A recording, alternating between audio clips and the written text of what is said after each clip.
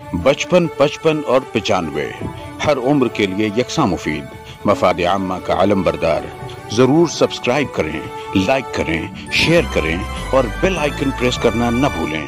Rabbani the scholar YouTube channel. बिस्मिल्लाहिर्रहमानिर्रहीम। अज़ीज़ान महफिल,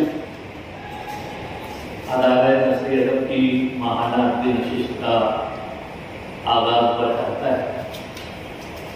अखबारात के जरिए से, सोशल मीडिया के जराए से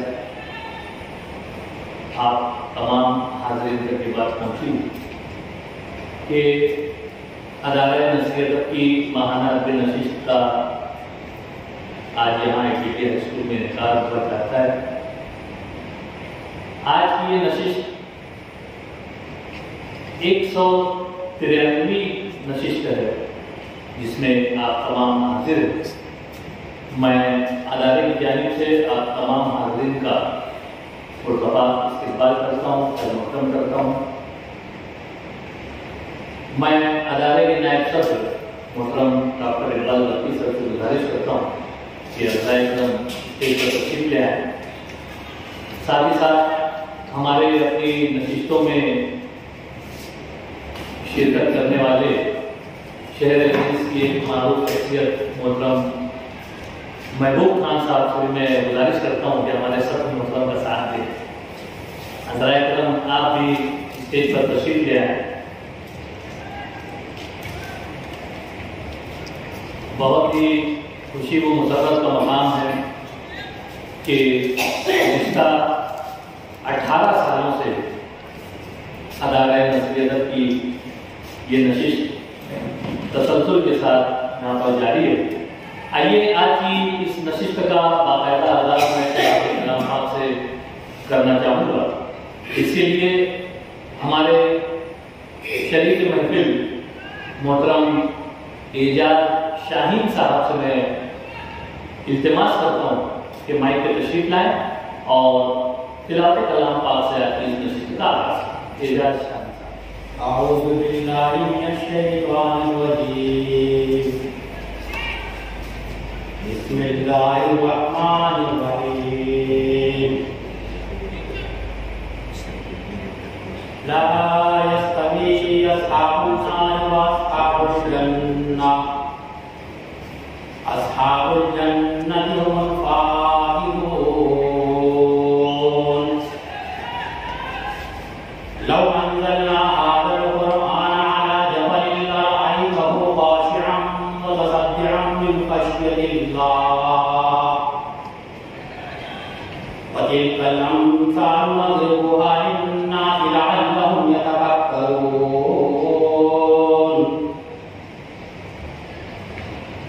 हुवल्लाहुल्लज़ी ला इलाहा इल्ला हु आलिमुल ग़ैबि वश्शहादति हुवर रहमानुर रहीम। हुवल्लाहुल्लज़ी ला इलाहा इल्ला हु अल मलिकुल कुद्दूस सलामुल मुमिनुल मुहैमिनुल अज़ीज़ुल जब्बारुल मुतकब्बिर। सुब्हानल्लाहि अम्मा युश्रिकून। हुवल्लाहुल ख़ालिक़ुल बारिउल मुसव्विरु लहुल अस्माउल हुस्ना। युसब्बिहु लहु मा फिस समावाति वल अर्ज़ व हुवल अज़ीज़ुल हकीम। सदक़ल्लाहुल अज़ीम। माशाअल्लाह, एजाज शाहीन साहब ने इंतहाई रुचि के साथ तिलावत कलाम पाक से आज की इस नशिस्त का बाकायदा आगाज़ किया। जैसा कि अदारे नस्री अदब की रिवायत रही कि हम हमारे ही दरमियान से नशिस्त की सदारत के लिए इंतखाब करते हैं। जैसा कि अखबारात के जरिए से ऐलान भी हुआ कि आज इस नशिस्त की सदारत मोहतरम डॉक्टर इकबाल बल्की साहब फरमा रहे हैं। अदारे की बुनियाद से ही आप इस अदारे को अपनी मौजूदगी से तक़वियत बख्श रहे हैं। बच्चों के मारूफ अदीब अदब अक़वाल पर आपके कलम की जौलानियाँ आप हर माह यहाँ पर लिखते आए हैं, सुनते आए हैं। मैं सर मौजूद को मुस्तमिल हूँ कि आज की इस नसीहत की कार्रवाई को आगे बढ़ाने की इजाज़त है। बहुत शुक्रिया सर। हमारे अपने अदारे की ये भी रिवायत रही है कि हम हमारे नशिस्त के जो कलाकार हैं उनका भी मुख्तसर सा तारुफ पेश करते हैं। आज हमारे 4 कलाकार यहाँ पर अपनी तख्लीकात पेश करने वाले हैं। हालांकि 5 कलाकारों का ऐलान किया गया था, लेकिन एक साहब ने माजरत तलब की। मोहतरम मुस्तफा बरकती सर ने माजरत चाहिए। हमारे अपनी इस नशिस्त में अव्वलीन पेशकश अब्दुल वली मास्टर साहब किया करते हैं। आप भी बच्चों की कहानियां पेश करते हैं और बच्चों की दिलचस्पी का सामान आप भी तसल्सल से हर माह यहाँ पर अपने कलम से कहानियों के जरिए से पेश करते हैं। गालिबन आज भी वो कोई कहानी यहाँ पर पेश करेंगे। मोहतरम डॉक्टर इकबाल वर्दी साहब, जैसा मैंने आपको पहले ही बताया कि अदीबुल अत्फाल है, बच्चों की सबक आमोज कहानियों को पेश करने का आपने जो सिलसिला दराज किया है, मैं समझता हूँ कि मालेगांव शहर में अदब अत्फाल पर तसल्सल के साथ आपका कलम जो है वो रवां है।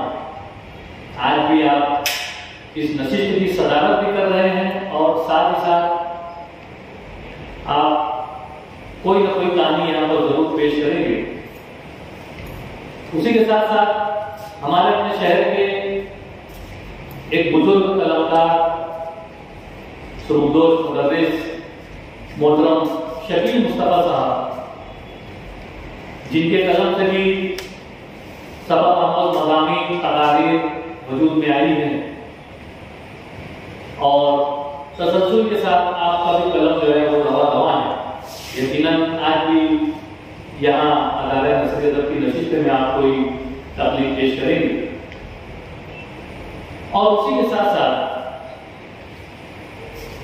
हमारे अपने शहर के इंतहाई मशहूर मारूफ शख्सियत मोहतरम इरफान भाई सिद्दीकी साहब, जो कि IAS कलादर के रूहरवा हैं और मुख्तलिफ इल्मी अदबी तकारीर में आप शिरकत करते हैं, अपने नेक मशवरों से नवाजते हैं।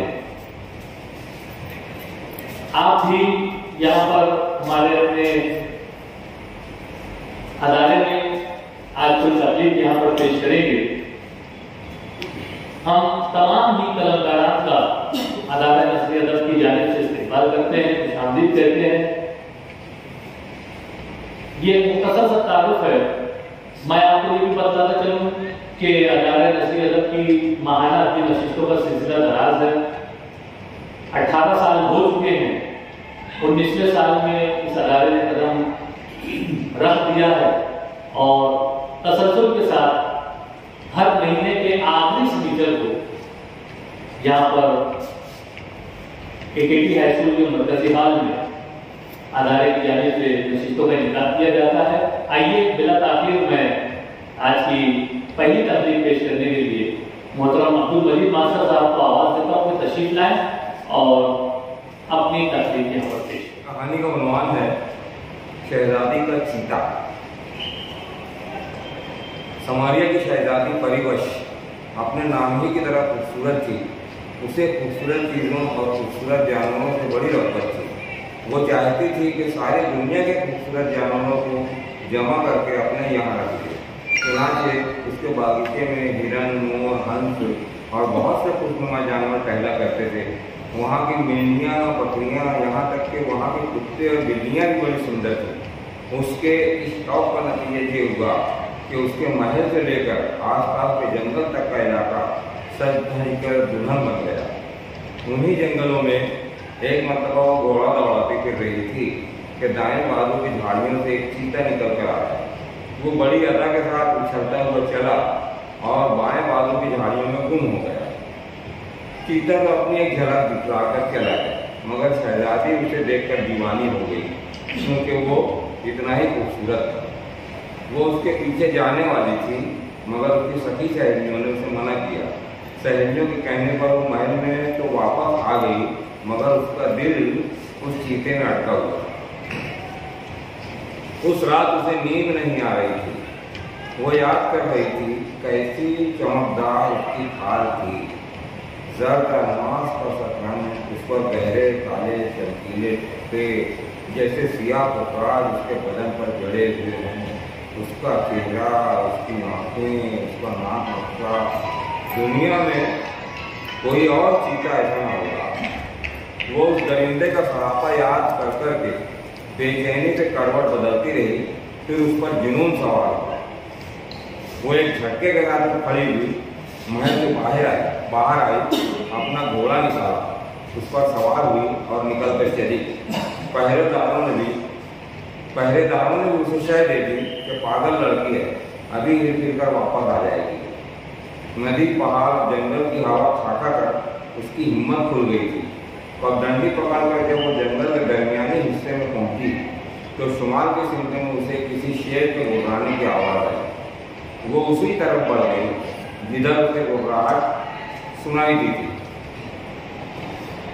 फिर उसे उस रास्ते पर एक पिंजरा गाड़ी नजर आई।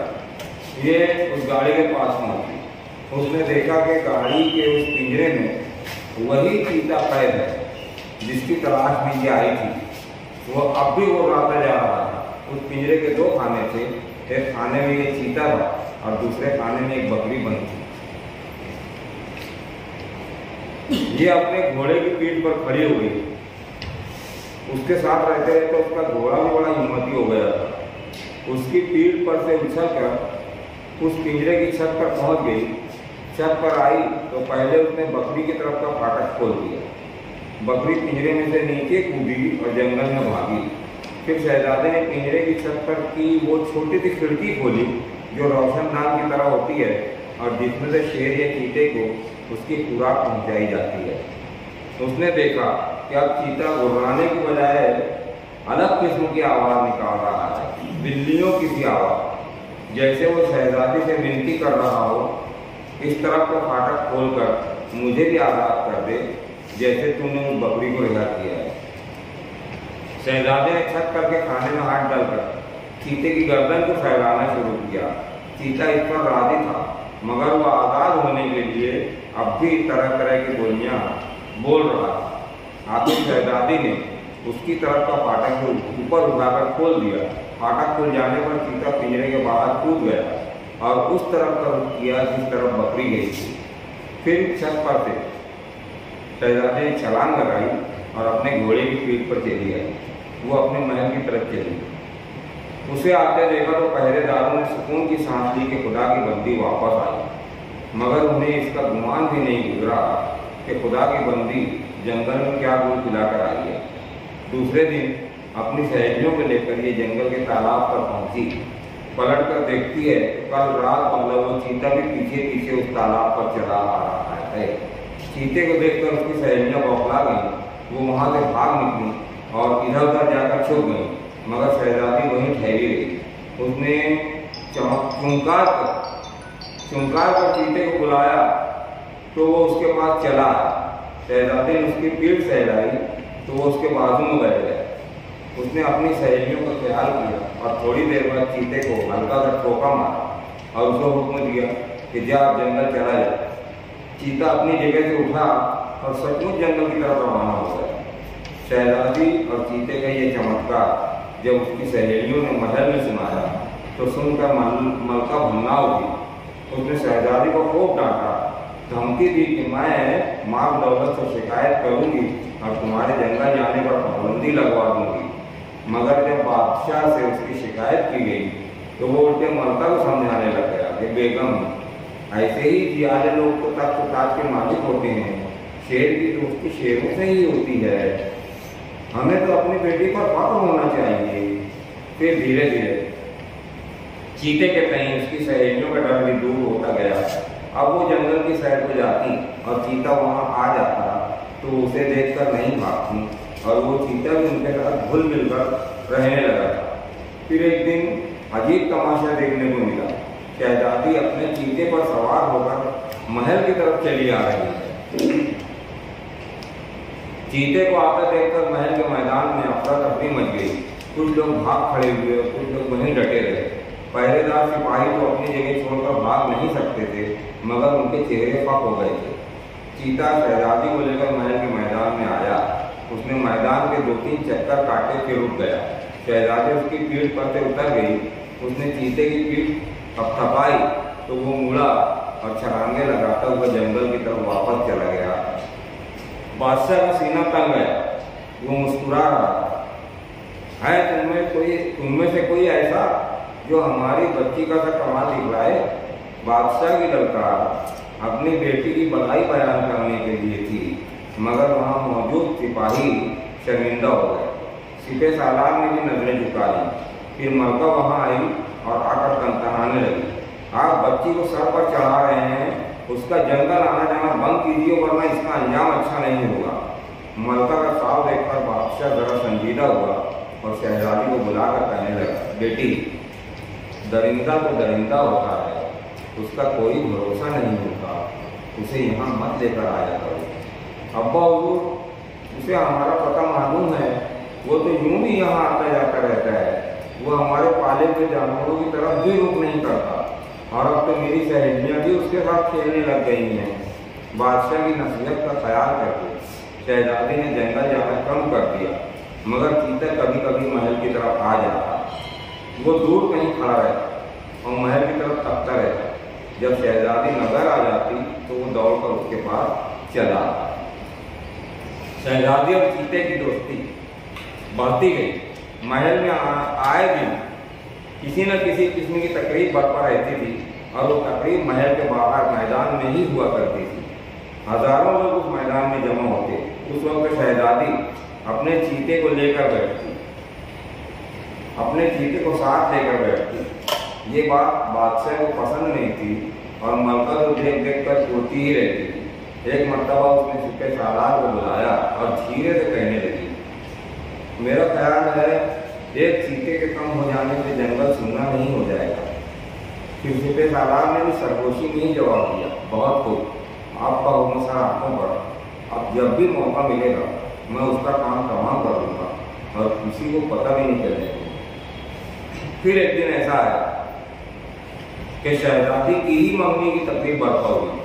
अब तक न जाने कितने रिश्ते उसके लिए आते रहे थे, मगर शहजादी की वही एक रट रहती थी कि बहादुर और अक्लमंद होने के साथ साथ खूबसूरत भी होना चाहिए। अब जिस शहजादे के साथ मंगनी होनी थी वो खूबसूरत भी था। एक तरफ वो शहजादा अपनी बारात के साथ सज धज कर खड़ा था और एक तरफ शहजादी बन कर अपनी सहेलियों के साथ बैठी हुई थी। मंगनी की रस्म अदा करने की तैयारी चल रही थी। महल के उस मैदान के इर्द गिर्द सैकड़ों दरख्त थे। एक दरख्त जो सबसे ऊंचा था वो चीता उस पर चढ़कर बैठा हुआ था। वो मंगनी को उन रस्मों को गौर से देख रहा था। फिर न जाने उसे क्या सूझी, वो दरख्त से कूद गया और बड़ी तेजी के साथ दौड़कर महल के मैदान में आया। उसने आओ देखा ना था, सीधे नौशा मियाँ पर धावा बोल दिया। उसने उछलकर शहजादी की गर्दन पर वार किया और एक ही पल में उसका नरखरा नोचकर बाहर निकाल दिया। फिर वो वहां से पलटकर भागा भी। चीता और ऐसी गारद गिरी शहजादी सोच भी नहीं सकती थी। उसकी इस हरकत से वहां कोहराम मच गया। शहजादी उठकर दौड़ पड़ी और उसने चीखकर कहे तो गला फाड़कर चीते को ललकारा, राजा चला जा, अब कभी हमारे महल में मत आना वरना। शहजादी की पुकार पर दौड़कर जाता हुआ चीता रुक गया और पलटकर सीधी नजरों से शहजादी को भूलने लगा। फिर वो लंबी लंबी छलांगें मारता हुआ शहजादी की तरफ बढ़ता। उसने आखिरी ऊंची छलांग शहजादी तक पहुंचने के लिए लगाई। जब चीते सालाब कूद कर दरमियान में आ गया और उसने शहजादी के सर पर जाते हुए चीते को अपनी तलवार की नोक पर रोक लिया, वरना उसने शहजादी का नखरा भी काट दिया होता। फिर पहरेदार भी दौड़ पड़े और उन्होंने अपने खंजरों से चीते की खबर ले डाली। आन की आन में वो चीता था को खून में लौटता नजर आया। मरते वक्त तो उसकी नज़र शहजादी पर जमी हुई थी, फिर वो ठंडा ही हो गया। शहजादी पर सख्त तारी था और वो दम बहुत होकर उसे देख रही थी। वो उस मुर्दा चीते की तरफ देखकर उस पर ऐसा खौफ तारी हुआ तो उसका जिंदा रहने पर ऐसा खौफ कभी नहीं महसूस हुआ था। इस तरह शहजादी और चीते की दोस्ती अपने अंजाम को पहुंची। अलबत्ता ये राज आखिर तक नहीं खुल पाया कि शहजादी और चीते में दोस्ती कैसे हुई थी। शहजादी का चीता, इस उन्वान से अब्दुल मजीद मास्टर साहब यहाँ पर अपनी कहानी पेश कर रहे थे।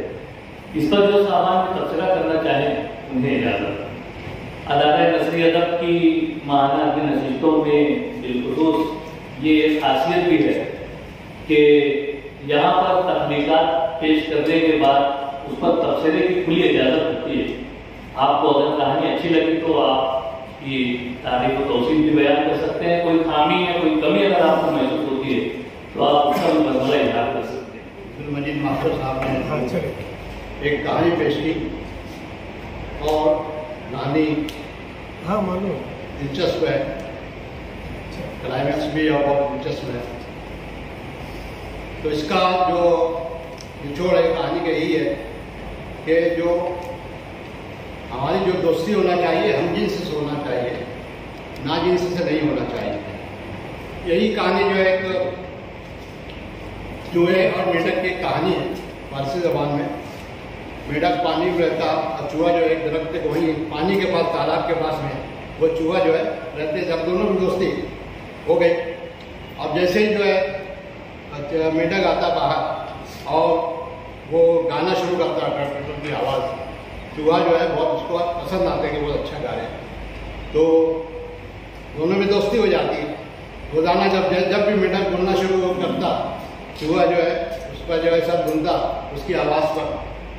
एक दिन उन्होंने कहा कि बार बार मुझे गाना अपने सुनना है, कभी तुम आते हो कभी मैं नहीं रहता हूँ। तो ऐसा करते हैं, एक डोर ले आते हैं, उसके एक सिरा मैं बांध लेता पाँव मेढक और एक सिरा जो है चूहा बांध देगा। ऐसे उनमें हुआ और उन्होंने ऐसा किया। अब एक मरतबा जो है ऐसा किया और बार बार जैसे ही वो झटका देता वो मेढक बाहर आता उसको गीत सुना करके चला जाता। अब एक मरतबा जब वो चील ऊपर आई और वो डोर को पकड़ लिया, चूहे को पकड़ लिया, चूहे को पकड़ लिया। अब जा रहे हैं, लोग मजाक उड़ा रहा है, बोले ये कैसा क्या है, ये तो ऐसा लग रहा है कि जैसे जो है दोस्ती जो है इसमें चील में और उसमें हो गई है, मेढक में, और उसके पीछे उड़ा जा रहा है। लोग तरह तरह की बातें कर रहे हैं।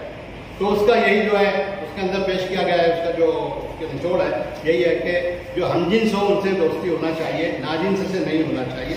मजीद मास्टर साहब ने इसी को जो है वो पहलू बना करके एक इंसान की और एक जानवर की दोस्ती दरिंदा दरिंदा होता है और उसने अपना काम कर दिखाया और उसका जो है वो अंजाम को जो है वो कहानी पहुंची। यहाँ जहाँ कहानी में शहजादी का काम तमाम होते होते बच गया है, तो अच्छी कहानी पेश की, इसके लिए मुबारकबाद पेश करता हूँ मजीद मास्टर साहब ने भी एक कहानी पेश की जिसका उन्वान था शहजादी का चीता। शहजादी का चीता।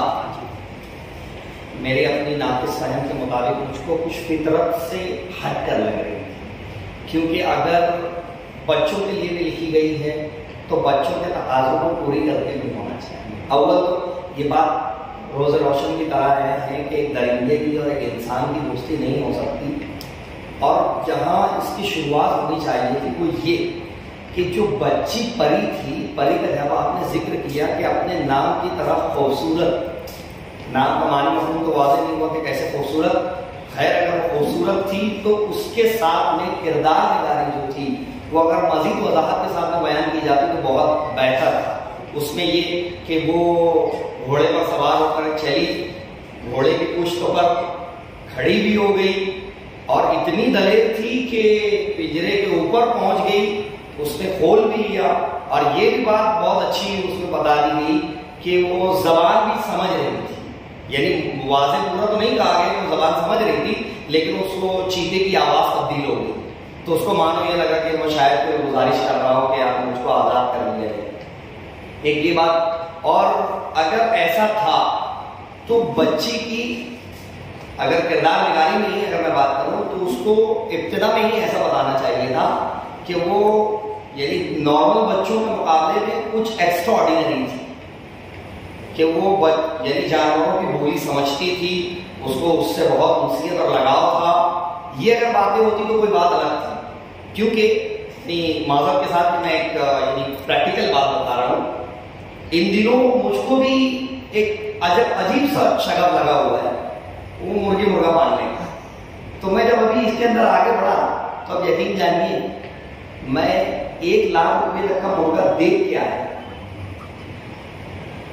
और इससे मानूस होना जानवर का इंसान से, लेकिन ऐसा कि भाई वो पेट एनिमल हो तो ज्यादा बेहतर है। अगर आप कहेंगे चीता तो वो मेरी अपनी समझ के मुताबिक वो फहम से बालाता है। अगर इन बातों का अगर ख्याल रखा जाए तो कहानी बहुत खूबसूरत हो सकती थी, अलबत्ता कहानी बहुत अच्छी थी, बच्चों के अंदर दिलचस्पी पैदा हो सकती है, क्रिएटिविटी पैदा हो सकती है, वो उनको सोचकर और मजीद उसके अंदर बहुत सारी चीजें पैदा की जा सकती थी। बहुत शुक्रिया। मेरा ख्याल एक अच्छी कहानी और मैं आपको मुबारक। और कोई साहब तबसरा करना चाहें? जैसा कि अभी इम्तियाज रफीक सर ने कहा कि कहानी थोड़ी सी हट के लगी, मतलब तो मैं भी वही सोचते बैठा था कि ये जैसे लोगों ने घोड़ा सुना है कि भाई वो काफी मायूस हो जाता है इंसानों से, कुत्ता वफादार होता है इंसानों का, ये भी सुना है। मुर्गे की बात है, वो भी देखा कबूतर आ करके बुला लिया जाए। लेकिन चीता और शेर और इंसान का दोस्ती, ये जरा सा मतलब जैसे हजम नहीं हो रही है बात। और वो भी शहजादी, और एक ही दफे में मतलब उसकी गर्दन पे जरा सा हाथ क्या फेरी कि वो उसका दोस्त हो गया। तो ये जरा सा जैसे अटपटा सा लगा। तो बहरहाल एक अच्छी तकलीफ पेश की गई। आइए मैं दूसरे कलमकार की हैसियत से यहाँ पर मदद करना चाहूँगा हमारे अपने अदारे के नायब सर मोहतरम डॉक्टर इकबाल बर्की साहब। आज के इस नशिस्त के सदर भी हैं, लेकिन आप तकलीफ भी यहाँ पर लेकर आए हुए हैं। मैं इल्तिमास करता हूँ कि मैं इसे तशरीफ लाएं और अपनी तकलीफ पेश करें। 55, 55 और 95 हर उम्र के लिए यकसा मुफीद, मफाद आम्मा का आलम बरदार। जरूर सब्सक्राइब करें, लाइक करें, शेयर करें और बेल आइकन प्रेस करना न भूलें। Rabbani the scholar YouTube channel. Rabbani the scholar YouTube channel इल्मी, अदबी, दीनी, मिली, समाजी, सकाफती, तहजीबी, फलाही, तिब्बी, फ़न्नी, माशी, तिजारती, माशरती, इंतज़ामी, इनकलाबी, तहरीकी, तहकीकी, तकनीकी, तफ्तीशी, तामीरी, तालीमी व मालूमाती यूट्यूब चैनल। ज़रूर सब्सक्राइब करें, लाइक करें, शेयर करें और बेल आइकन प्रेस करें। Rabbani the scholar YouTube channel.